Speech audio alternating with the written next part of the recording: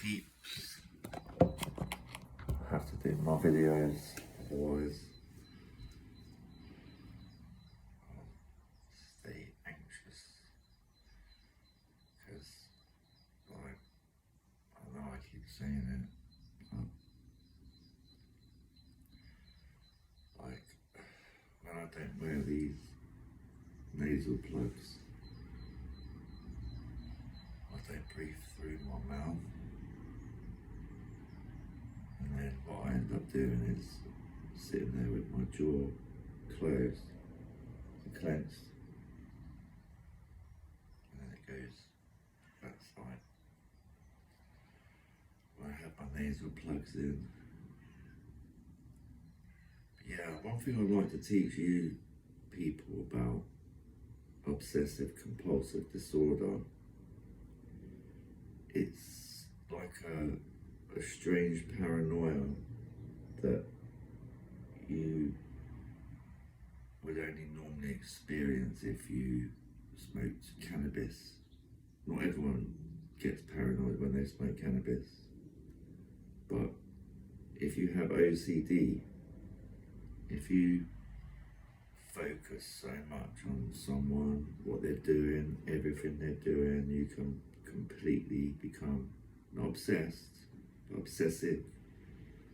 You then start to think that what they say, where they go, what they do has a message for you. When in my case it doesn't at all, you know. So yeah, I am now a private investigator,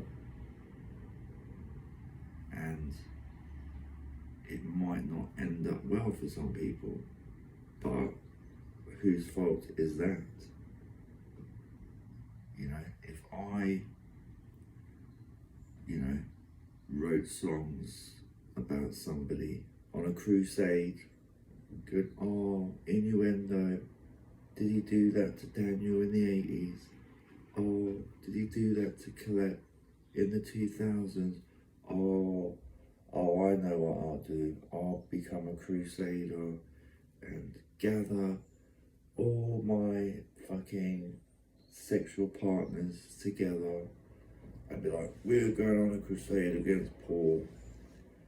And then, okay, that's fine. It's even fine if you made £10 million and you bought yourself the house of your dreams, the man of your dreams, the car of your dreams, the holiday of your dreams. That's fine. But when the guy finds out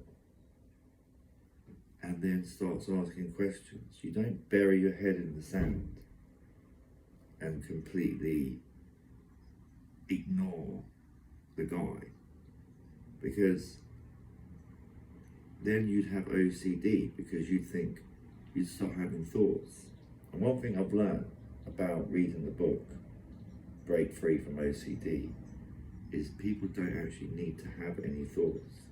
They need to know where they are and what they're doing, where they're going and what's going to happen. And then as long as that's planned out by them, they don't need to think. They don't need to question anything, they don't need to think about nothing. So yeah, I am a private investigator, but you can't be so arrogant and egotistical that you think that there's a divide, because there was a divide. Like if you go to a football match, just because I'm sat here and a Premier League player is 5 meters away, there's a mental and physical and like lawful divide, right? And it's the same when you go to a concert. You see your hero and your favourite person 15 meters away, but there's a divide, and people know their boundaries, you know. But when you write and you make money and you become everything you want to be at the cost of someone else, that's fine too. But when the guy finds out and then writes to you about it, you can't just ignore him and just push it away and brush it under, because then that's when it becomes dangerous and criminal, because someone obviously thought that they could sell my soul down the river, give you complete access to my whole life, but I never gave you that permission, and I never would. But I have learned to come to accept that there's always going to be intrusion, and that's fine. I don't care if in this room right now there is the media, the police, my family, people from my past. I don't care. But when you then conspire, and then when you get crafty and you do sneaky things, that's when it becomes criminal. Now, I didn't make the laws, okay? And if you break the law in this land, or in any land, if you get found out, you'll be punished. And sometimes it isn't up to the guy to say, hey, no, allow them to do it.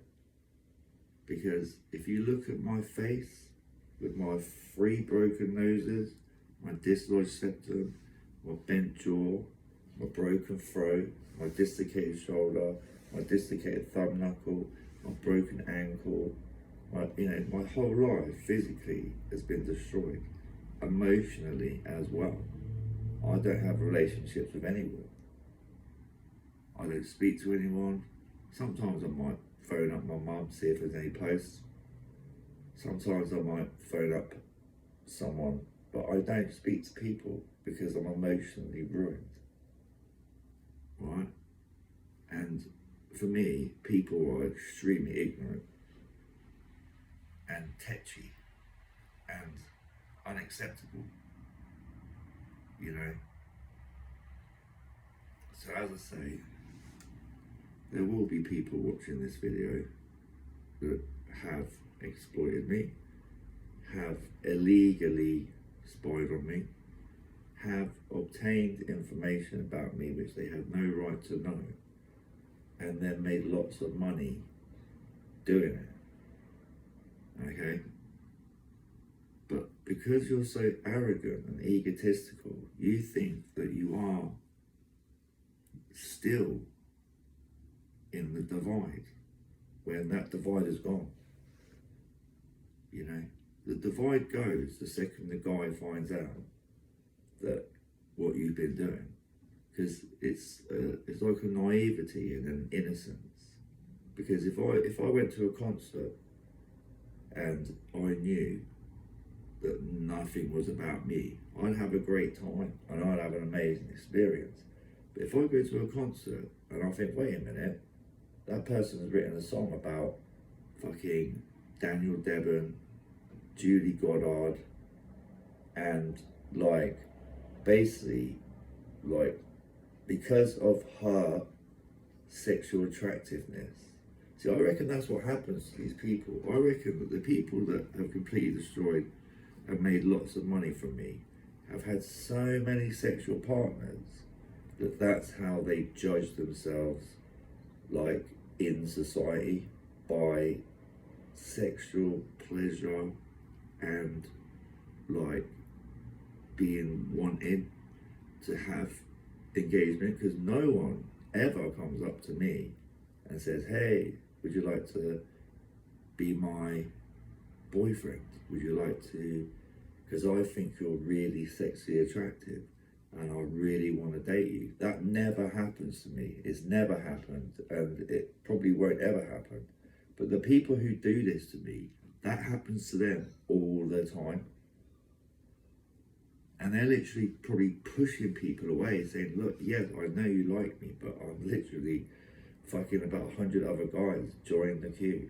Or, yes, I really want to be you, but there's 1,000 women that have got a bit more money than you, and I want to go with them first. But the thing that hurts me the most, yeah, is just the lack of acknowledgement. Like, why wouldn't they write to me and say, "Hey, Paul, I want to tell you something." I'm like, "Oh, what's that?" They're like, "Well, I wrote an album, a couple of albums about you. I made quite a lot of money, but can't really give you any because obviously I need it myself. But I just want you to know that I have been involved in your life without you knowing about it." And that'd be like an icebreaker, you know, and we'd have a conversation. I'd end up getting to meet and speak to some of my heroes, you know. But because they have OCD, like, they have thoughts that they have intrusive thoughts, and then they have intrusive thoughts on their own intrusive thoughts. So they then start to panic because they think, but what happens if, you know, what happens if he sues us, or what happens if he comes after us, you know? And then what they do is they lock themselves away, which is the worst thing you can do. You can't lock yourself away when you've, like, basically character assassinated someone and been blatant in, like, an innuendo about absolutely disgusting things that absolutely had nothing to do with you. You know, it's weird. It's really odd because it's like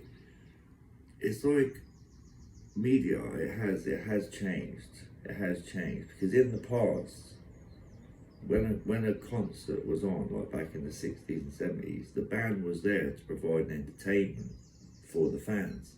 But now it's got to the point where when they find out someone likes them, they kind of think, they get suspicious, like a weird paranoia. But it's not because they're taking drugs. It's an OCD. It's an obsessiveness where.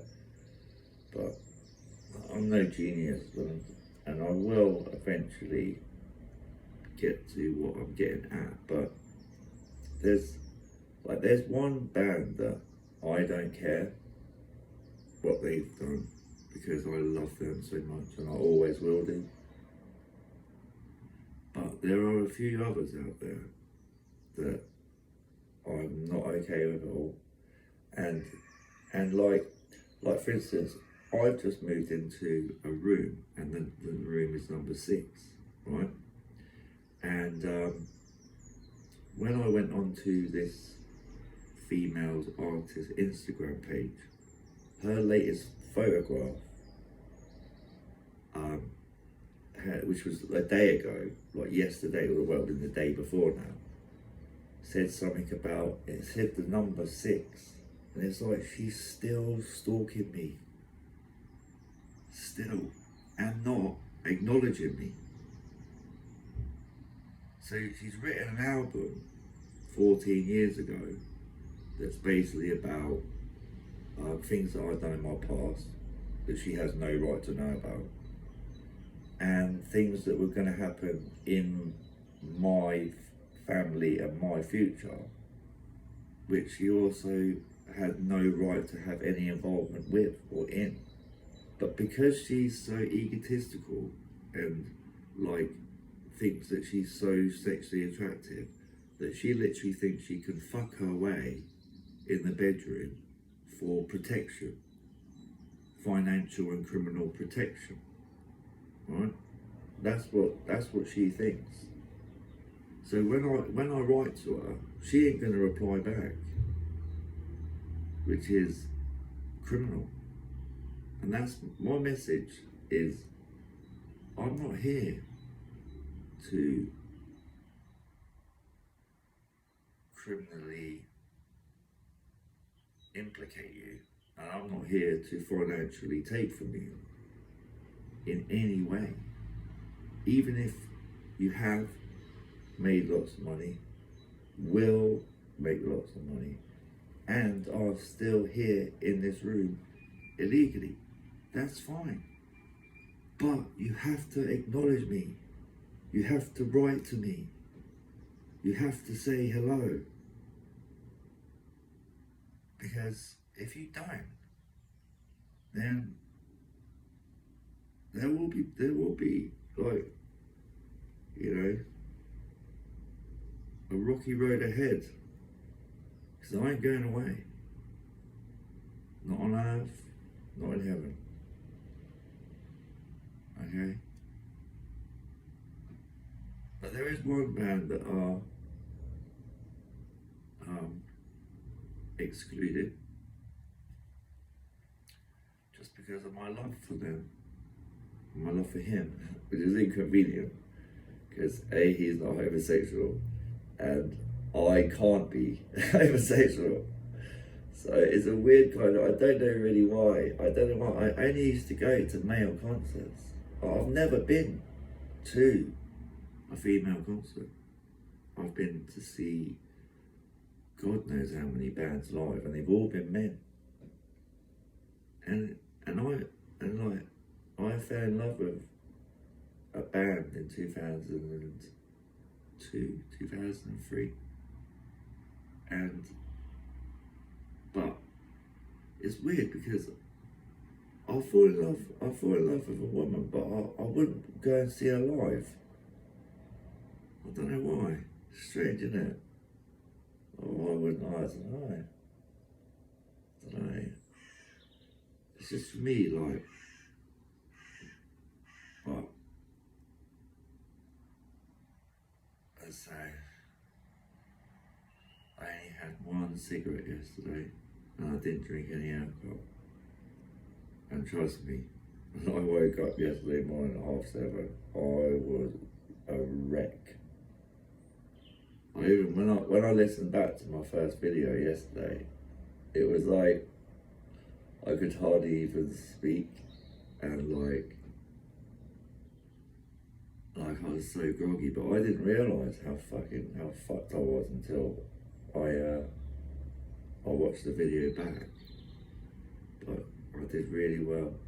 But I learned, yeah, because with the placebo effect, this is a can of K cider, right? 7.5% alcohol, right?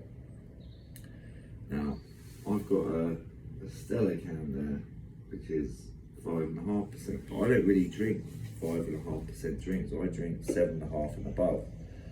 So when I tried to do the placebo effect with the Stella can, I noticed it wasn't working as much because I don't down lager. I don't down it like I do a cider, you know. If I went to a pub, I'd drink lager and a whiskey. I wouldn't drink cider in the pub, but I prefer cider in cans than a lager because you get more bang for your buck. So when I tried to do the placebo effect with the lager can, which I learned about a year ago, it wasn't working. I was like, oh, this is not working as much. And then I tried it with this cider can yesterday, and it completely kept me off alcohol all day. And I didn't drink, which was shocking because I woke up like I needed a drink because of my OCD, like the thoughts in my head. But I was just outside there smoking my vape, realising that I don't actually need to think anymore. I don't need to think. Because there's this thing called inflated responsibility belief, where like the things you experience or things you do, you have full responsibility for. You have to read the book.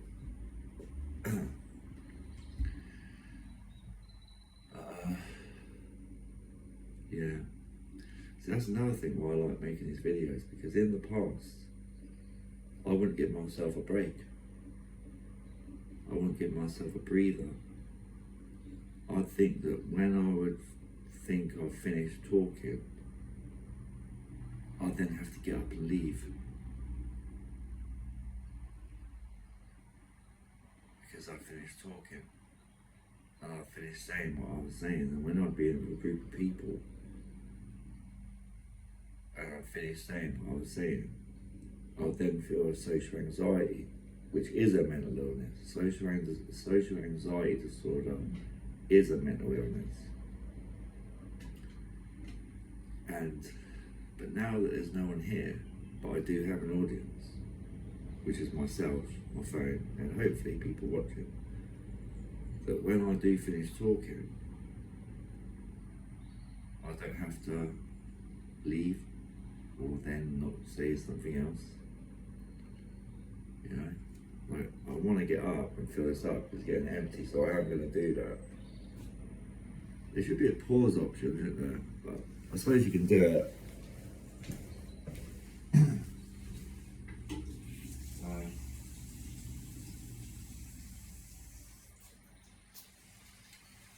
Yeah. So I just filled up. Look at the size of these fucking pills. They're called Prostavital. They were about 13 pounds. Alright? And the thing I like about them is when I read up about the different vitamins in the dictionary, the one vitamin I needed the most was vitamin K.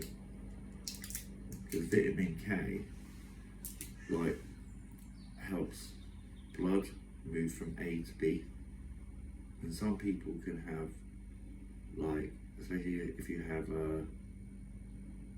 poor circulation. Now you don't get vitamin K in the normal cheap off the shelf like vitamins you get, you know, multivitamins. They're not in there because they're like a really high specialised vitamin. And look at the size of them. I mean, that don't look big, but trust me, you watch how I try and swallow it.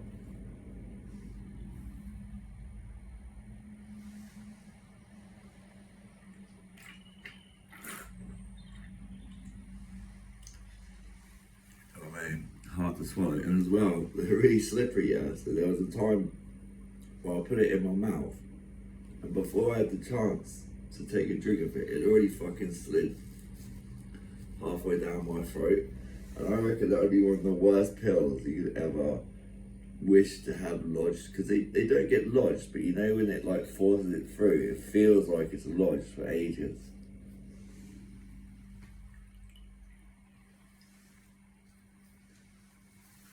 But yeah, I've got my bus pass through. And it had a photograph of me from a few years ago, and I look really fucking fat and evil. And I didn't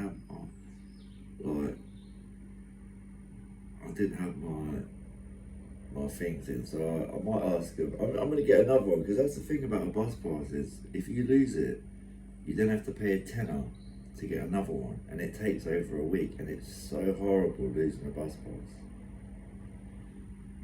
It's like, no, where's my bus pass? And I've lost every single one I've ever had. I must have had more than 5, and all of them over the time have been like lost, left behind. So I need to get another one, like, even though I haven't lost the one I've got. But yeah.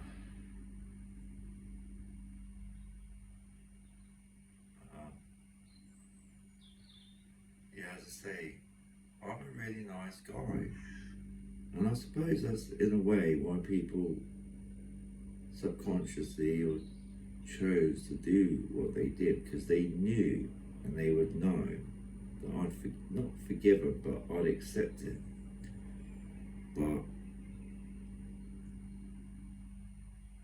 that's the problem with my life here, is I've gone from like economy class to like being slightly involved with like A-list fucking upper first class, and that's a huge jump to go to. Like, I grew up on, you know, but I don't know if it's, I know that there are types of people. I'm not going to say what I'm going to say. I think you know what I'm going to say. But I don't really get it. I don't really understand how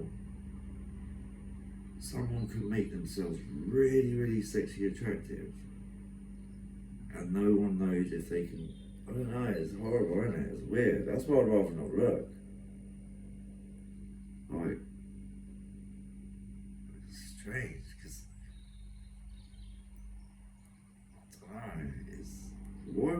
when you go up and talk to someone, and the thing is, I'm so angry with that girl, because when I went onto her Instagram page, it was definitely her official one, because it had like 1.9 million followers, but she only had about 5 or 6 pictures, right? And for her to put up that last picture to say number 6, and that's the room I'm staying in, I think that's fucking evil. Because it's a kind of weird kind of like assault. Because she knows that I know about her. And that means she's still stalking me. You know?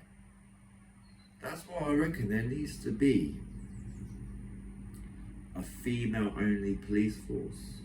They keep the men and women police force, but when a woman is involved against a man, there has to be a female-only unit so that the men can't be sexually persuaded to make it be brushed under the carpet, or to have the process be a little bit longer. Because, like, if a man went up to this woman and said, have you been stalking this mentally disabled boy and writing songs about him? If she started, flashing her tits, buttering her eyelids, and wearing a sexy costume uniform, half of the conversations they'd be thinking about is, how am I going to get her into bed, knowing that she actually would probably, I don't know, that's an assumption I couldn't really say, but there has to be, right, for me, when a woman is attacking a man and he complains about it to the police, or if he does, then women should only go to that woman. And so it'd be the other way around. So when a woman complains about a man, then only men can go there.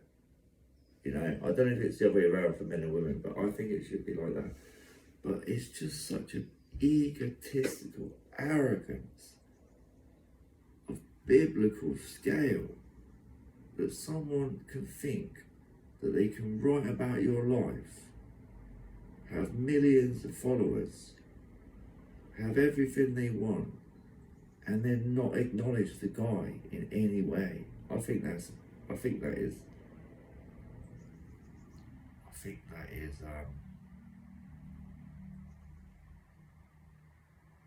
really, really